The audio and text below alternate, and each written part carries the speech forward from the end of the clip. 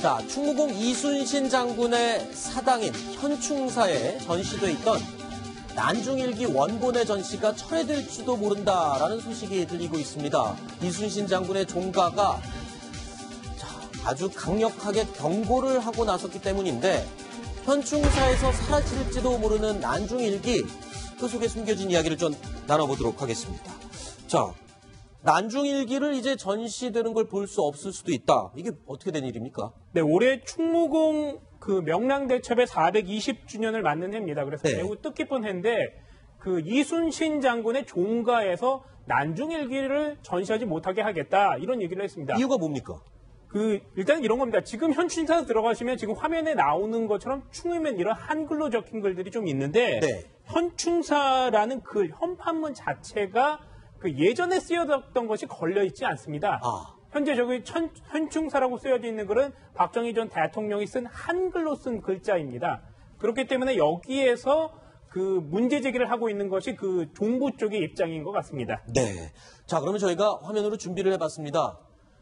현충사의 현판을 교체하라는 게 지금 종가 쪽의 주장인데 지금 두 개를 보여드리고 있습니다만 지금 현재 걸려있는 현충사의 현판은 지금 이 한글로 된 이 현판이고요.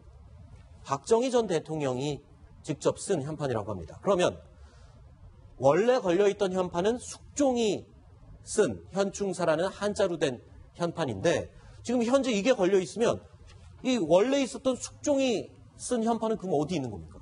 저게 이제 1707년에 이제 숙종이 현충사라는 저 편액을 내린 거거든요. 네. 그래서 쭉 내려오다가 이 박정희 전 대통령이 5.16을 통해서 이제 권력을 장악하고 나서 이 현충사를 이제 충무공 이순신을 포함한 이른바 역사적인 인물들 선양 작업을 많이 하지 않습니까? 네. 그러면서 특히 이순신 장군에 대한 성역화를 굉장히 노력을 많이 하죠. 그러면서 오늘날의 현충사를 만드는 거거든요. 박정희 전 대통령이. 네. 그러면서 기존에 있던 저 현충사라는 그 자체를 조금 이제 옮기는 겁니다. 옆에. 네. 그러니까 현판 자체가 지금 붙어 있습니다. 그대로 건물에 붙어 있고 건물도 있는데 그것을 전체 이 권역 자체를 재정비를 하면서 옆으로 좀 옮긴 거죠. 네. 그러니까 지금 이 유족들이 이야기하는 것은 본전에 저 한글 박정희 전 대통령의 한글 글씨 현판이 본전에 걸려 있는데 네. 그 본전의 글씨를 과거에 숙종대왕이 내린 글씨로 바꿔달라 지금 네. 요구를 하는 것이죠. 자, 그런 이유로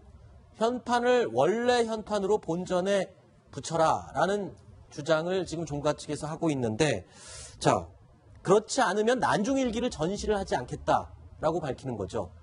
직접 입장을 목소리로 들어보시겠습니다. 1960년대 박정희 대통령이 현충사 성역화 작업을 하고 준공하면서부터 박정희 대통령의 친필 현판이 숙종이 내렸던 원래 현충의 현판을 밀어내고 지금 자리에 걸려있게 됐습니다.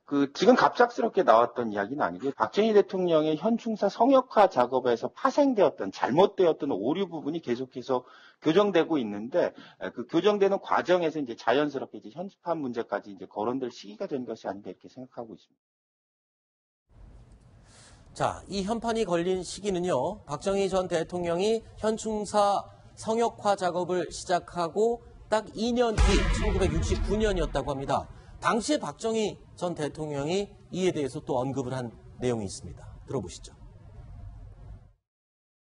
친애하는 국민 여러분, 오늘 충무공 이순신 장군의 제424회 탄진 기념일을 맞이하여 장군의 위대한 업적과 애국적 생애의 기록을 영구히 보존하고 자손 대대로 이어 국민의 스승으로 받들고 민족의 자랑으로 모시기 위해서 유서 깊은 현충사를 우람하게 중건하여 탄신 기념식을 갖게 된 것을 기쁘게 생각해 마지 않습니다.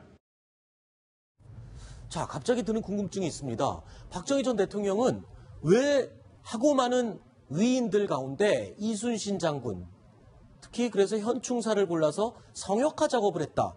왜 한 겁니까? 왜 이순신 장군을 눈여겨본 거였죠? 그러니까 박정희 전 대통령이 이제 5.16을 통해서 집권을 하고 나서 네. 뭔가 이 국민의 정신을 하나로 모을 상징적인 그런 것, 인물이 필요하다. 네. 그런 작업이 필요하다라고 생각을 한 거죠. 네. 마침 그 당시에 이제 김용태 전 공화당 총무가 그렇다면 이번 기회에 한번 이순신 장군을 상징으로 하면 어떻겠습니까? 그 네. 애국 애족 정신을 국민 정신의 귀감으로 한번 대대적으로 선양을 하면 어떻겠습니까? 이렇게 이제 조언을 했고 그것에 대해서 박정희 전 대통령이 맞다라고 동의를 하면서 현충사를 대대적으로 이제 성역화하는 작업에 들어간 거죠. 그게 그 당시 돈으로 30억 원 정도를 들여서 네. 4년 정도에 걸쳐서 작업을 했으니까 네. 지금으로 치면은 뭐 수백억을 들였다라고 아하. 봐야죠. 굉장히 많은 돈을 들인 거고 네. 여기 지금 광화문 사거리에 이순신 장군 동상이 있지 않습니까? 네네. 마찬가지로 그 시기에 1968년에 저 동상이 건립이 됐었거든요. 저 동상이 건립될 때 건립 준공식에 3부 요인이 다 왔습니다. 그런 정도로 이제 당시에 박정희 전 대통령이 이순신 장군을 하나의 이 정권 차원에서의 상징화된 인물로 굉장히 이제 선양하는 작업을 했던 것이죠. 그랬군요. 얼마나 이 이순신 장군의 이 성역화 여기에 집착을 하고 중요시하게 여겼는지 이 재임 중에 박정희 전 대통령이 이례적으로 이순신 장군 특별 담화까지 발표했다고요? 그러게요. 어떤 내용이었습니까? 지금 생각하면 조금 이런 일도 있었어 할 만한 일인데 뭐 그때 당시에서는 어쨌든 이순신 장군 문제가 이제 중요했으니까요. 68년 1월 8일입니다. 그러니까 신년회인데 대통령이 담화를 발표한 건데 난중일기의 행방을 아는 사람이나 훔친 사람은 청와대 특별민정방에 연락 자수할 것. 네. 자수하는 자에게는 그 죄를 일체 불문에 붙이고. 그러니까 지금 생각하면 뭐 난중일기 훔친 거 사람 진짜 나쁜 거잖아요. 그렇죠. 반환하는 게 맞는데 문화재니까요. 그냥 대통령이 이걸 직접 얘기한다는 게 지금의 시각으로 보면 좀 그렇죠. 이해는 안 가는데 네. 근데 당시의 어떤 사회 분위기라든지 당시의 어떤 이순신 장군에 대한 어떤 그런 열기라든지 그런 걸 생각을 해보면 뭐 이해가는 측면이 있습니다. 시대는 68년이었으니까요. 네. 자, 일단 박정희 전 대통령의 이순신 장군 성역화 사업. 자, 이 얘기를 하다 보니까 다시 한번 잘된 부분도 있고 의미가 있는 부분도 있지만 잘못된 부분도 분명히 있는 것 같습니다. 자, 문화 제자리 찾기 대표죠. 해문 대표의 이야기. 어떤 부분을 잘못이라고 지적을 하는지 들어보시죠. 박정희 대통령의 흔적 자체를 뭐 없애거나 하겠다는 그런 의도가 아니고요. 1960년대 박정희 대통령의 현충사 성역화 작업으로 오늘날의 현충사가 만들어졌던 것은 뭐 누구도 부정할 수 없는 사실입니다만 그 현충사 성역화 작업의 또 다른 일면 잘못된 복원, 잘못된 성역화 작업의 문제점을 개선하려고 하는 것이죠. 그 잘못된 작업이 현충사에 실제로 남아있다면서요? 이유준 기자 어떤 부분입니까? 네, 뭐 왕궁이나 이런 사당 큰 시설물 같은 곳에는 연못 같은 게 굉장히 많이 등장합니다. 네. 근데 그 연못 자체가 우리나라 한국 전통 스타일이 아니라 일본의 것과 매우 흡사하다는 게 문제점이라고 볼 수 있는데요. 네. 일본 교토에 가면 일본 왕이 살던 그 궁전이 있습니다. 거기에 네. 니노마루 연못이 있는데 여기 있는 모습과 현충사의 모습이 훨씬 더 가깝습니다. 그러면 잠깐 비교를 해보겠습니다. 그러니까 이 가운데가 현충사에 있는 연못이고요. 여기가 일본 왕이 살았다는 일본 니노마루 연못. 그런데 비교를 해보겠습니다. 우리나라의 창덕궁의 부용정 연못을 보겠습니다. 보면은 직사각형으로 돼 있는 연못의 모습, 우리 궁에 있는 연못입니다.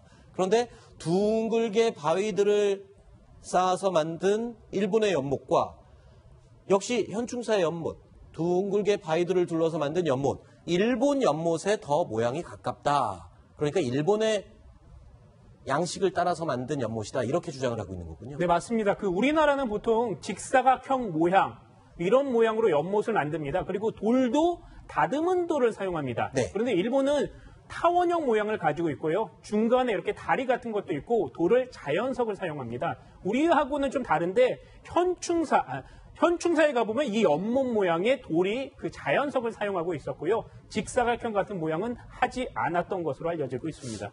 또 이런 지적으로 나오고 있는 부분이 현충사에 박정희 전 대통령이 헌수를 하는데 그 나무가 하필이면 일본 천황을 상징하는 나무였다고요? 금송이라는 나무인데 당시 이제 현충사를 건립할 때 박정희 대통령이 당시에 이제 현장에서 이런 메모를 남겼다고 합니다.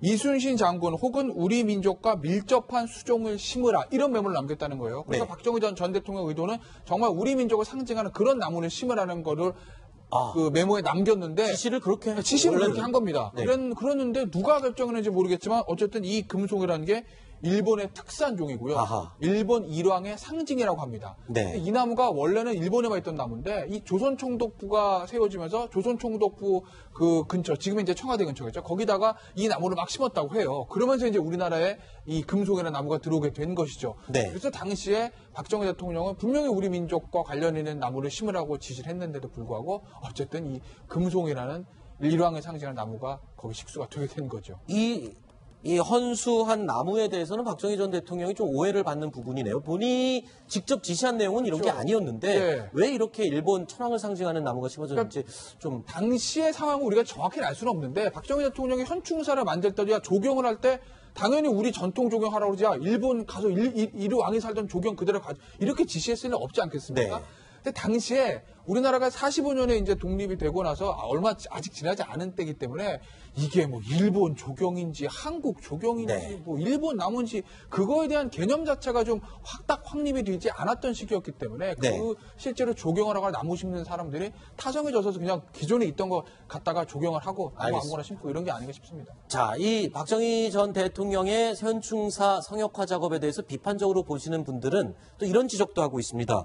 이 성역화 작업 때문에 이순신 장군이 오히려 대중에서 멀어졌다 이렇게 얘기를 하고 있는데 그 주장의 근거는 뭔가요? 그러니까 이순신 장군을 이제 역사상에서 상당히 박정희 전 대통령이 끌어내가지고 굉장히 이른바 선양하는 거. 높이 올려놨죠. 예, 그런 공로가 있죠. 그런데 그 부분이 이제 너무 국가 차원에서 막 그걸 떠받드는 영웅시 하다 보니까 네. 하나의 국가주의의 상징화 시켜버렸다. 그럼으로써 그 속에서 어떤 개인의 존재 이런 것들은 사라지게 됐고 그러다 보니까 영웅을 넘어서 이제 성웅 이순신 우리도 뭐 그렇게 부르지 않습니까? 네. 그러면서 너무 그러니까 인간 이순신은 사라지고 하나의 국가의 상징으로서 이순신이 부각이 되면서 네. 그것이 이제 그 집권 세력의 어떤 잘못된 부분들을 가리는데 활용된 측면이 좀 있는 것 아니냐라는 네. 측면에서 좀 비판을 하는 시각이 있습니다. 네.